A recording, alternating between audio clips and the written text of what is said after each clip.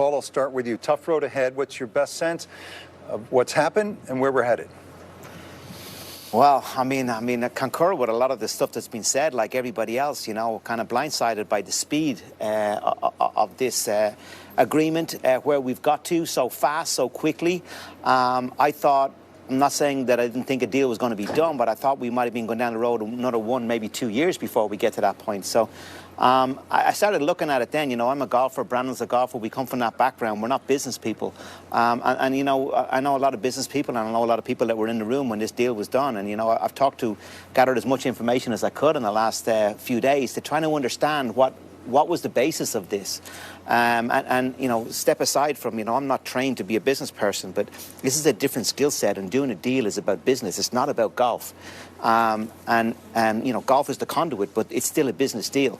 And the more I learned, the more I realized that, you know, negotiation is from a position of strength rather than weakness. I know Jay Monahan has hinted at, Jimmy Dunn has hinted at earlier in the week as well too, about the timing. And, you know, they feel they are in a position of strength at the moment, not weakness. But if you continue down the road another year or so of you know, like I thought they were going to do, then potentially they were going to be in a weak spot as they burnt a lot more money that were in the PGA Tour coffers. So, you know, timing was very important. Then you look at if they are going to do a deal, you know, what are the common ground and what are the challenges, you know? And obviously, the challenges are, you know, could be argued, you know, both LIV and the PGA Tour, you know, they're diluted products at the moment. Both products are hurting. You know, you can't say that one is thriving over the other. You know, the PGA Tour, yes, it's done well, and we've some great storylines like we had last week in Canada, but nonetheless, you know, people are asking, Brooks Koepka won the PGA Championship. Why is he not playing? You know, we have a problem with it. A diluted product is an inferior product on both sides. So obviously that was an issue that was on both sides. Obviously the legal issues were on both sides as well too. So they were the common challenges that both sides had. And then you move on to see, well, you know, what have they got that we have, and you know, vice versa. And obviously, you know, the fact that the Saudis wanted to come into the game and they wanted to have a seat at the table, let's call it that. And we're willing to pay quite a lot of money to do that and become partners with the PGA Tour to do that. And, you know, again, that was a bit of a to and fro. So that was the basis of it. I take the point absolutely that, you know, what we have to understand here more than anything is, first of all, it's a non-binding agreement. Let's make that really, really clear. That's a really important term that's been dismissed a little bit. Non-binding means it's not assured on either side that this is definitely going to happen. Right? If it doesn't suit both sides in the next few months, it falls away.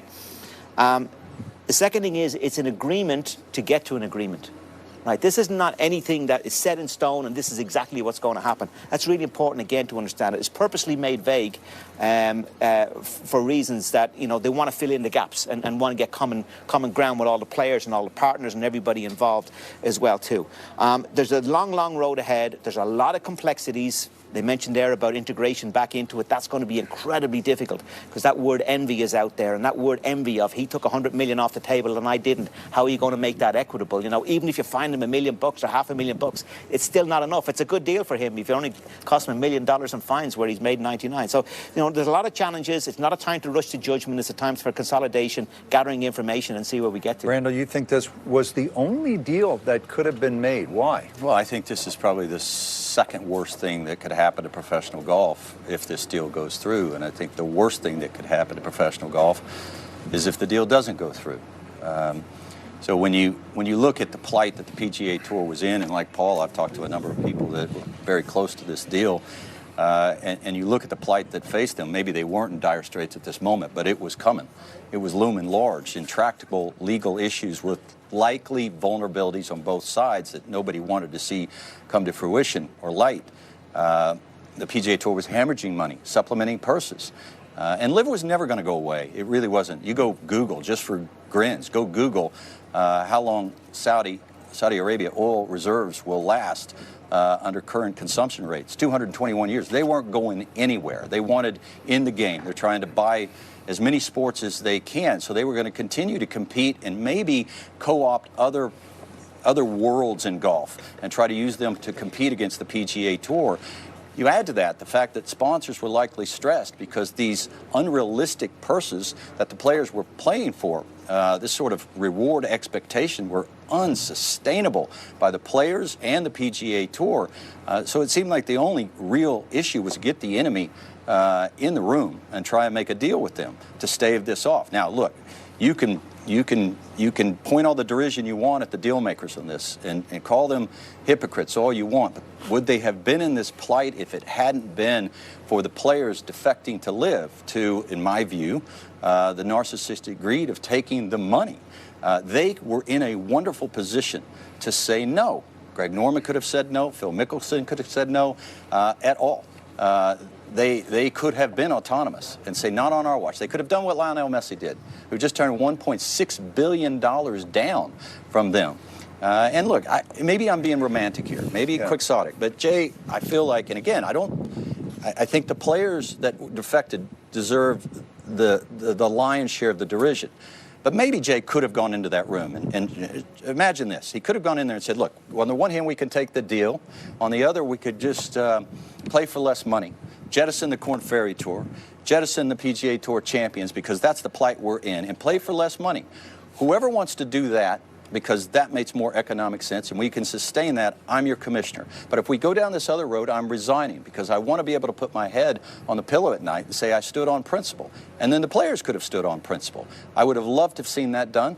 Perhaps that's quixotic, idealistic, but they didn't have to take the reputational compromise of the money. Paul, we're getting asked a lot. Do the Saudis or will the Saudis own professional golf? I think that's way too broad a term to jump to this conclusion. I think at this moment in time, there's so much water to go under the bridge here. There's so much discussion to go on. Remember, the PGA Tour remains the PGA Tour. You know, Jay Monahan is still in control of that. The partners are still there of it. That's, you know, this new co. This is a new co that we're talking about here. And Yasser is chairman of what is a new co. It's nothing to do with the PGA Tour. But you don't expect them to just sit quietly in the background and write checks. What I tell you is don't underestimate them. These are clever men, these are smart men, and they're very, very well advised.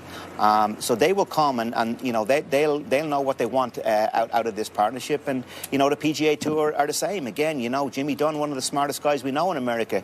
You know, the PGA Tour is stacked. I've mentioned this before on this desk about how stacked these boards are when I sit on them and listen to these business people. So these are titans going against titans in terms of negotiation here. But to think about, you know, look, they came in to the European Tour running an event. The next thing you know, they wanted to run everything, right? Now the snake is in the room, and I would argue that the anaconda is in the chandelier, and they're scaring the hell out of everybody. You say to the Saudis own the game of golf, okay, maybe no right at this moment, but I don't know how majority investors are going to be happy being in the minority position for very long.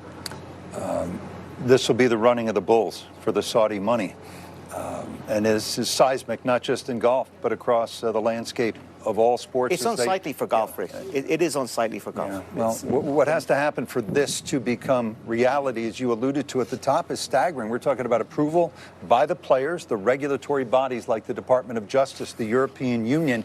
The Tour is saying that this will be a months-long process, and at this point, there are still, if you listen to the players, still many more questions than there are answers.